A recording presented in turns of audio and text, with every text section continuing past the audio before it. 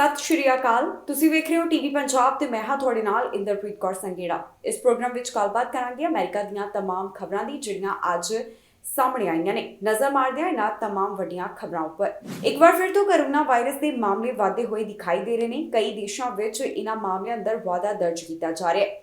ਵਿਸ਼ਵ ਸਿਹਤ ਸੰਗਠਨ ਵੱਲੋਂ ਇਸ ਬਾਰੇ ਤਾਜ਼ਾ ਜਾਣਕਾਰੀ ਦਿੰਦਿਆਂ ਦੱਸਿਆ ਗਿਆ ਕਿ ਲਗਾਤਾਰ ਚੌਥੇ ਹਫ਼ਤੇ ਵੇਖਣ ਵਿੱਚ ਆਇਆ ਕਿ ਕੋਰੋਨਾ ਦੇ ਕੇਸਿਸ ਵਧਦੇ ਹੀ ਜਾ ਰਹੇ ਹਨ।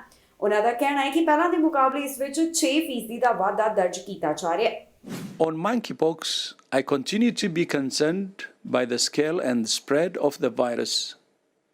Across the world, there has now been more than 6,000 cases recorded in 58 countries.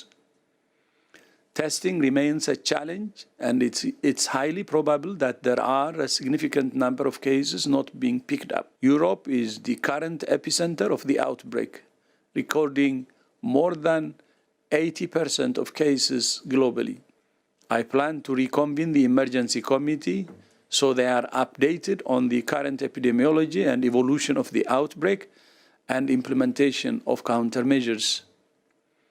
I will bring them together during the week of 18th July or sooner if needed. America ਵਿੱਚ ਇੱਕ ਨਵੇਂ ਕੋਵਿਡ-19 vaccine ਨੂੰ ਮਾਨਤਾ ਦਿੱਤੀ ਗਈ ਹੈ। US FDA ਵੱਲੋਂ ਇਸ ਨੂੰ ਮਨਜ਼ੂਰ ਕੀਤਾ ਗਿਆ। ਇਸ ਟੀਕੇ ਦਾ ਨਾਮ ਨੋਵਾਵੈਕਸ ਹੈ। ਦੱਸਿਆ ਜਾ ਰਿਹਾ ਹੈ ਕਿ ਅਡਲਟਸ ਵਾਸਤੇ ਇਹ ਟੀਕਾ ਅਪਰੂਵ ਕਰ ਦਿੱਤਾ ਗਿਆ ਹੈ। ਇਸ ਦੀਆਂ ਦੋ ਡੋਜ਼ਸ ਲਗਵਾਉਣੀਆਂ ਜ਼ਰੂਰੀ ਹੋਣਗੀਆਂ। US FDA ਵੱਲੋਂ ਇੱਕ ਨਵੀਂ ਵੈਕਸੀਨ ਨੂੰ ਮਨਜ਼ੂਰੀ ਦਿੱਤੀ ਗਈ ਹੈ, ਜਿਸ ਬਾਰੇ ਹੁਣ ਤਾਜ਼ਾ ਜਾਣਕਾਰੀ ਸਾਹਮਣੇ ਆਈ। ਦੱਸਿਆ ਜਾ ਰਿਹਾ ਹੈ ਕਿ FDA ਵੱਲੋਂ ਨੋਵਾਵੈਕਸ ਕੋਵਿਡ-19 ਸ਼ਾਟ ਨੂੰ ਹੁਣ ਮਾਨਤਾ ਦੇ ਦਿੱਤੀ ਗਈ ਹੈ, ਜੋ ਕਿ ਅਡਲਟਸ ਵਾਸਤੇ ਹੋਵੇਗਾ। ਇਸ ਟੀਕੇ ਨੂੰ 18 ਸਾਲ ਤੇ ਇਸ ਤੋਂ ਵੱਧ ਉਮਰ ਵਾਲਿਆਂ ਲਈ ਮਨਜ਼ੂਰ ਕੀਤਾ ਗਿਆ ਹੈ, ਜਿਸ ਦੀਆਂ 2 ਡੋਜ਼ਸ ਲਗਾਉਣੀਆਂ ਜ਼ਰੂਰੀ ਹੋਣਗੀਆਂ। ਮੌਜੂਦਾ ਸਥਿਤੀ ਨੂੰ ਧਿਆਨ ਵਿੱਚ ਰੱਖਦਿਆਂ FDA ਵੱਲੋਂ ਇਹ ਗੱਲ ਕਹੀ ਜਾ ਰਹੀ ਹੈ ਕਿ ਸਾਰਿਆਂ ਵਾਸਤੇ ਇਸ ਸਮੇਂ ਜ਼ਰੂਰੀ ਹੈ ਕਿ ਉਹ ਕੋਵਿਡ-19 ਵੈਕਸੀਨ ਜ਼ਰੂਰ ਹਾਸਲ ਕਰਨ, ਕਿਉਂਕਿ ਇੱਕ ਵਾਰ ਫਿਰ ਤੋਂ ਕੋਰੋਨਾ ਵਾਇਰਸ ਦੇ ਮਾਮਲੇ ਵਧਦੇ ਹੋਏ ਦਿਖਾਈ ਦੇ ਰਹੇ ਹਨ। ਇਸ ਬਾਰੇ ਨੋਵਾਵੈਕਸ ਦੇ CEO ਵੀ ਗੱਲਬਾਤ ਕਰਦੇ ਹੋਏ ਦਿਖਾਈ ਦਿੱਤੇ, ਜਿੱਥੇ ਉਹਨਾਂ ਨੇ ਦੱਸਿਆ ਕਿ ਇਸ ਟੀਕੇ ਦਾ ਕੀ ਫਾਇਦਾ ਹੈ। ਇਸ ਟੀਕੇ ਬਾਰੇ ਹੋਰ ਕੀ ਡਿਟੇਲ ਸਾਹਮਣੇ ਆਈ ਹੈ, ਆਓ ਤੁਹਾਨੂੰ ਸੁਣਾਉਂਦੇ ਹਾਂ। Over the prior variants that were dominant, the dominant variant was first BA1, then BA2, then BA2.1, 2.1, and on. And then you get to BA4-5, particularly BA5, which clearly has a transmission advantage, which is one of the reasons why we're seeing throughout several regions of the country, including in particularly the New York area, you're starting to see cases go up. So it needs to be taken seriously. Everybody wants to put this pandemic behind us and feel and hope that it doesn't exist. It does.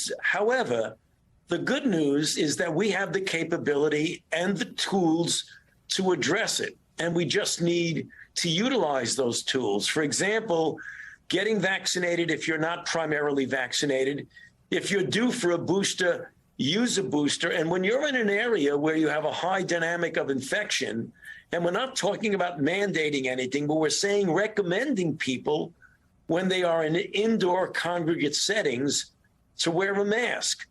Those are simple, doable things that can help prevent us from having even more of a problem than we're having right now.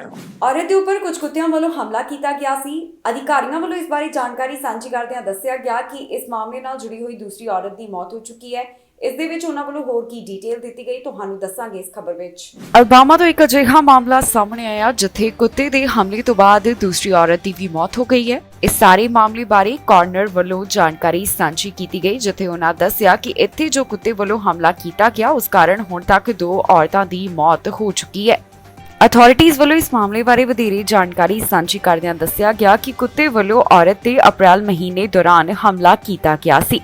ਦੱਸਿਆ ਜਾ ਰਿਹਾ ਹੈ ਕਿ ਜਿਸ ਵੇਲੇ ਔਰਤ ਵਾਕ ਕਰ ਰਹੀ ਸੀ ਉਸ ਦੌਰਾਨ ਕੁਝ ਕੁੱਤਿਆਂ ਵੱਲੋਂ ਆ ਕੇ ਉਸ ਉੱਪਰ ਹਮਲਾ ਕਰ ਦਿੱਤਾ ਗਿਆ, ਜਿਸ ਬਾਰੇ ਫ੍ਰੈਂਕਲਿਨ ਕਾਉਂਟੀ ਕਾਰਨਰਸ ਆਫਿਸ ਵੱਲੋਂ ਜਾਣਕਾਰੀ ਸਾਂਝੀ ਕੀਤੀ ਗਈ।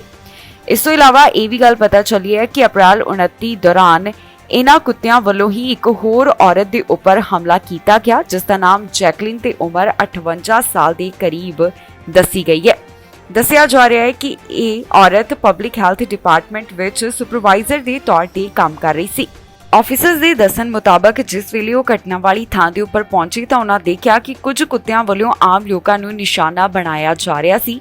ਕੁਝ ਲੋਕਾਂ ਨੂੰ ਕੁੱਤਿਆਂ ਦੇ ਹਮਲੇ ਤੋਂ ਬਾਅਦ ਹਲਕੀਆਂ ਸੱਟਾਂ ਲੱਗਣ ਦੇ ਬਾਰੇ ਵੀ ਜਾਣਕਾਰੀ ਸਾਹਮਣੇ ਆਈ ਹੈ। ਇਸ ਹਮਲੇ ਦੇ ਸੰਬੰਧ ਵਿੱਚ ਪੁਲਿਸ ਵੱਲੋਂ ਵਧੇਰੇ ਜਾਂਚ ਪੜਤਾਲ ਕੀਤੀ ਜਾ ਰਹੀ ਹੈ ਤੇ ਹੁਣ ਤੱਕ ਉਨ੍ਹਾਂ ਵੱਲੋਂ ਕੁਝ ਕਾਰਵਾਈ ਨੂੰ ਵੀ ਅੰਜਾਮ ਦਿੱਤਾ ਗਿਆ ਹੈ। ਅਮਰੀਕਾ ਵਿੱਚ ਮੌਂਕੀਪੌਕਸ ਦੇ ਮਾਮਲੇ ਵਧਦੇ ਹੋਏ ਦਿਖਾਈ ਦੇ ਰਹੇ ਨੇ। ਤਾਜ਼ਾ ਜਾਣਕਾਰੀ ਵਿੱਚ ਦੱਸਿਆ ਗਿਆ ਕਿ ਹੁਣ ਤੱਕ ਦੇਸ਼ ਅੰਦਰ 1000 ਤੋਂ ਵੱਧ ਮਾਮਲਿਆਂ ਦੀ ਪੁਸ਼ਟੀ ਹੋ ਚੁੱਕੀ ਹੈ। ਜ਼ਿਆਦਾਤਰ ਕੇਸਿਸ ਕੈਲੀਫੋਰਨੀਆ, ਨਿਊਯਾਰਕ ਵਿੱਚ ਰਿਪੋਰਟ ਕੀਤੇ ਗਏ ਨੇ, ਜਿਸ ਬਾਰੇ ਹੁਣ ਡਿਟੇਲ ਸਾਂਝੀ ਕੀਤੀ ਗਈ। ਦੱਸ ਦਈਏ ਕਿ ਅਮਰੀਕਾ ਹੀ ਨਹੀਂ ਬਾਕੀ ਦੇਸ਼ਾਂ ਵਿੱਚ ਵੀ ਇਸ ਦਾ ਫੈਲਾਅ ਹੁੰਦਾ ਹੋਇਆ ਦਿਖਾਈ ਦੇ ਰਿਹਾ ਹੈ ਤੇ WHO ਵੀ ਲਗਾਤਾਰ ਇਸ ਬਾਰੇ ਅਪਡੇਟ ਸਾਂਝੀ ਕਰ ਰਿਹਾ ਹੈ। ਅਮਰੀਕਾ ਵਿੱਚ ਮੌਂਕੀਪੌਕਸ ਵਾਇਰਸ ਦੇ ਮਾਮਲੇ ਵਧਦੇ ਦਿਖਾਈ ਦੇ ਰਹੇ ਨੇ। ਹੁਣ ਤੱਕ ਕਈ ਦੇਸ਼ਾਂ ਵਿੱਚ ਇਸ ਵਾਇਰਸ ਨਾਲ ਜੁੜੇ ਹੋਏ ਮਾਮਲਿਆਂ ਦੀ ਪੁਸ਼ਟੀ ਹੋ ਚੁੱਕੀ ਹੈ। US ਤੋਂ ਜਾਣਕਾਰੀ ਸਾਹਮਣੇ ਆ ਰਹੀ ਹੈ ਕਿ ਇੱਥੇ 1000 ਤੋਂ ਵੱਧ ਹੁਣ ਤੱਕ ਮੌਂਕੀਪੌਕਸ ਵਾਇਰਸ ਦੇ ਮਾਮਲੇ ਸਾਹਮਣੇ ਆ ਚੁੱਕੇ ਨੇ। ਦੱਸ ਦਈਏ ਕਿ ਇਸ ਵਾਇਰਸ ਦਾ ਫੈਲਾਅ ਹੁਣ ਤੱਕ ਕਈ ਦੇਸ਼ਾਂ ਵਿੱਚ ਹੋ ਚੁੱਕਾ ਹੈ ਤੇ US ਵੱਲੋਂ ਪੁਸ਼ਟੀ ਕਰ ਦਿੱਤੀ ਗਈ ਹੈ ਕਿ ਹੁਣ ਤੱਕ 1000 ਤੋਂ ਵੱਧ ਮਾਮਲੇ ਇੱਥੇ ਦਰਜ ਕੀਤੇ ਜਾ ਚੁੱਕੇ ਨੇ। Centers for Disease Control and Prevention ਵੱਲੋਂ ਅੰਕੜਾ ਜਾਰੀ ਕੀਤਾ ਗਿਆ, ਜਿੱਥੇ ਉਹਨਾਂ ਦੱਸਿਆ ਕਿ 41 ਸੂਬਿਆਂ ਤੋਂ 1053 ਕੇਸਿਸ ਸਾਹਮਣੇ ਆ ਚੁੱਕੇ ਨੇ। ਸਭ ਤੋਂ ਵੱਧ ਮਾਮਲੇ ਇਸ ਸਮੇਂ ਕੈਲੀਫੋਰਨੀਆ, ਨਿਊਯਾਰਕ ਤੇ ਇਲੀਨੋਇਸ ਨਾਲ ਜੁੜੇ ਹੋਏ ਦੱਸੇ ਜਾ ਰਹੇ ਨੇ। ਇਹਨਾਂ 3 ਸੂਬਿਆਂ ਵਿੱਚ ਹੀ ਹੁਣ ਤੱਕ 150 ਮੌਂਕੀਪੌਕਸ ਦੇ ਮਾਮਲੇ ਸਾਹਮਣੇ ਆ ਚੁੱਕੇ ਹਨ।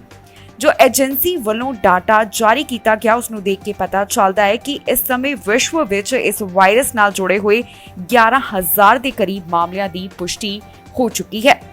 ਇਸ ਬਾਰੇ ਵਿਸ਼ਵ ਸਿਹਤ ਸੰਗਠਨ ਵੱਲੋਂ ਵੀ ਲਗਾਤਾਰ ਅੰਕੜੇ ਸਾਂਝੇ ਕੀਤੇ ਜਾ ਰਹੇ ਨੇ ਤੇ ਉਹਨਾਂ ਵੱਲੋਂ ਇਸ ਬਾਰੇ ਅਪਡੇਟ ਵੀ ਦਿੱਤੀ ਜਾ ਰਹੀ ਹੈ। ਹਾਲ ਹੀ ਦੇ ਵਿੱਚ ਸਾਂਝੀ ਕੀਤੀ ਗਈ ਜਾਣਕਾਰੀ ਮੁਤਾਬਕ ਦੱਸਿਆ ਗਿਆ ਕਿ 63 ਦੇਸ਼ਾਂ ਵਿੱਚ ਇਸ ਨਾਲ ਜੁੜੇ ਹੋਏ 9200 ਕੇਸਿਸ ਸਾਹਮਣੇ ਆ ਚੁੱਕੇ ਹਨ। ਇਸ ਵਾਇਰਸ ਦੇ ਸੰਬੰਧ ਵਿੱਚ ਵਿਸ਼ਵ ਸਿਹਤ ਸੰਗਠਨ ਵੱਲੋਂ ਐਮਰਜੈਂਸੀ ਮੀਟਿੰਗ ਵੀ ਸੱਦੀ ਜਾ ਰਹੀ ਹੈ, ਜਿੱਥੇ ਇਸ ਵਾਇਰਸ ਨਾਲ ਜੁੜੇ ਹੋਏ ਕਈ ਮੁੱਦਿਆਂ ਦੇ ਉੱਪਰ ਚਰਚਾ ਕੀਤੀ ਜਾ ਰਹੀ ਹੈ। ਗੁੰਮਸ਼ੁਦਾ ਪਿਤਾ ਦੀ ਮੌਤ ਦੇ ਬਾਰੇ ਜਾਣਕਾਰੀ ਦਿੱਤੀ ਗਈ। ਦੱਸਿਆ ਜਾ ਰਿਹਾ ਹੈ ਕਿ ਇੱਕ ਤਾਲਾਬ ਦੇ ਵਿੱਚ ਕੁਝ ਜਾਣੇ ਡੁੱਬ ਗਏ ਸਨ। ਪਹਿਲਾਂ ਬੱਚਿਆਂ ਦੇ ਬਾਰੇ ਜਾਣਕਾਰੀ ਦਿੱਤੀ ਗਈ ਤੇ ਹੁਣ ਦੱਸਿਆ ਗਿਆ ਹੈ ਕਿ ਜਿਹੜਾ ਪਿਤਾ ਗੁੰਮਸ਼ੁਦਾ ਸੀ ਉਸ ਦੀ ਲਾਸ਼ ਵੀ ਉਹਨਾਂ ਵੱਲੋਂ ਰਿਕਵਰ ਕਰ ਲਈ ਗਈ ਹੈ। ਹੁਣ ਇਹਨਾਂ ਪੀੜਤਾਂ ਦੀ ਪਹਿਚਾਣ ਵੀ ਅਧਿਕਾਰੀਆਂ ਵੱਲੋਂ ਜਨਤਕ ਕਰ ਦਿੱਤੀ ਗਈ। ਪਿਛਲੇ ਹਫ਼ਤੇ ਜਿਹੜਾ ਇੱਕ ਵਿਅਕਤੀ ਗੁੰਮਸ਼ੁਦਾ ਹੋਇਆ ਸੀ ਉਸ ਦੀ ਮੌਤ ਹੋ ਚੁੱਕੀ ਹੈ। ਪੁਲਿਸ ਵੱਲੋਂ ਇਸ ਘਟਨਾ ਦੇ ਬਾਰੇ ਜਾਣਕਾਰੀ ਸਾਂਝੀ ਕਰਦਿਆਂ ਦੱਸਿਆ ਗਿਆ ਕਿ ਇਹ ਮਾਮਲਾ ਇੱਕ ਤਾਲਾਬ ਨਾਲ ਜੁੜਿਆ ਹੋਇਆ ਹੈ, ਜਿੱਥੇ ਕੁਝ ਜਾਣੇ ਡੁੱਬ ਗਏ ਸਨ। ਇੰਡੀਆਨਾ ਪੁਲਿਸ ਦੇ ਇਸ ਤਾਲਾਬ ਵਿੱਚੋਂ 4 ਲਾਸ਼ਾਂ ਰਿਕਵਰ ਕੀਤੀਆਂ ਗਈਆਂ, ਜਿਨ੍ਹਾਂ ਦੀ ਪਹਿਚਾਣ ਵੀ ਪੁਲਿਸ ਵੱਲੋਂ ਜਨਤਕ ਕਰ ਦਿੱਤੀ ਗਈ ਹੈ। ਇਸ ਦੌਰਾਨ ਜਿਹੜਾ ਵਿਅਕਤੀ ਗੁੰਮਸ਼ੁਦਾ ਹੋਇਆ ਸੀ ਉਸ ਦੀ ਮੌਤ ਦੇ ਬਾਰੇ ਵੀ ਪੁਲਿਸ ਵੱਲੋਂ ਜਾਣਕਾਰੀ ਸਾਂਝੀ ਕੀਤੀ ਗਈ ਹੈ। ਕਾਉਂਟੀ ਕੋਰਨਰਸ ਆਫਿਸ ਵੱਲੋਂ ਸਾਂਝੀ ਕੀਤੀ ਗਈ ਜਾਣਕਾਰੀ ਮੁਤਾਬਕ ਜਿਨ੍ਹਾਂ ਦੀ ਮੌਤ ਹੋ ਗਈ ਉਹਨਾਂ ਦਾ ਨਾਮ ਮੁਰਮਾਨ, ਕਾਇਲੀ ਮੁਰਮਾਨ, ਹਾਲੈਂਡ ਅਤੇ ਕਾਇਰਨ ਦੇ ਤੌਰ ਦੇ ਉੱਪਰ ਦੱਸਿਆ ਗਿਆ ਹੈ। ਦੱਸਿਆ ਜਾ ਰਿਹਾ ਹੈ ਕਿ ਜਿਸ ਮੁਰਮਾਨ ਨਾਮ ਦੇ ਵਿਅਕਤੀ ਦੀ ਮੌਤ ਹੋਈ ਉਹ ਇਹਨਾਂ ਬੱਚਿਆਂ ਦਾ ਪਿਤਾ ਸੀ। ਪੁਲਿਸ ਵੱਲੋਂ ਇਸ ਸਾਰੇ ਮਾਮਲੇ ਦੇ ਬਾਰੇ ਇੱਕ ਨਿਊਜ਼ ਰਿਲੀਜ਼ ਵਿੱਚ ਜਾਣਕਾਰੀ ਸਾਂਝੀ ਕੀਤੀ ਗਈ, ਜਿੱਥੇ ਉਹਨਾਂ ਵੱਲੋਂ ਪਹਿਲਾਂ ਇਸ ਮਾਮਲੇ ਦੇ ਸੰਬੰਧ ਵਿੱਚ ਕਿਹਾ ਗਿਆ ਸੀ ਕਿ ਜੇਕਰ ਕਿਸੇ ਨੂੰ ਵੀ ਇਸ ਬਾਰੇ ਜਾਣਕਾਰੀ ਹੈ ਤਾਂ ਉਹਨਾਂ ਨਾਲ ਜ਼ਰੂਰ ਸੰਪਰਕ ਕਰਨ। ਪੁਲਿਸ ਦਾ ਕਹਿਣਾ ਹੈ ਕਿ ਉਹਨਾਂ ਨੂੰ 7:30 ਦੇ ਕਰੀਬ ਮੰਗਲਵਾਰ ਵਾਲੇ ਦਿਨ ਇਸ ਘਟਨਾ ਦੇ ਬਾਰੇ ਜਾਣਕਾਰੀ ਮਿਲੀ ਸੀ, ਜਿੱਥੇ ਉਹਨਾਂ ਤੋਂ ਮਦਦ ਮੰਗੀ ਗਈ। ਆਫੀਸ਼ੀਅਲਸ ਵੱਲੋਂ ਹੁਣ ਇਸ ਸਾਰੇ ਮਾਮਲੇ ਦੇ ਬਾਰੇ ਤਾਜ਼ਾ ਅਪਡੇਟ ਸਾਂਝੀ ਕੀਤੀ ਗਈ ਹੈ, ਜਿੱਥੇ ਉਹਨਾਂ ਨੇ ਹੁਣ ਪੀੜਤਾਂ ਦੇ ਨਾਮ ਜਨਤਕ ਕਰ ਦਿੱਤੇ ਹਨ। ਇਹ ਸਨ ਕੁਝ ਖਬਰਾਂ ਜਿਹੜੀਆਂ ਅੱਜ ਦੇ ਦਿਨ ਅਮਰੀਕਾ ਤੋਂ ਸਾਹਮਣੇ ਆਈਆਂ। ਬਾਕੀ ਖਬਰਾਂ ਲਈ ਤੁਸੀਂ ਬਣੇ ਰਹੋ ਟੀਵੀ ਪੰਜਾਬ ਨਾਲ। ਫਿਲਹਾਲ ਮੈਨੂੰ ਇੰਦਰਪ੍ਰੀਤ ਕੌਰ ਸੰਗੇੜਾ ਨੂੰ ਦਿਓ ਇਜਾਜ਼ਤ।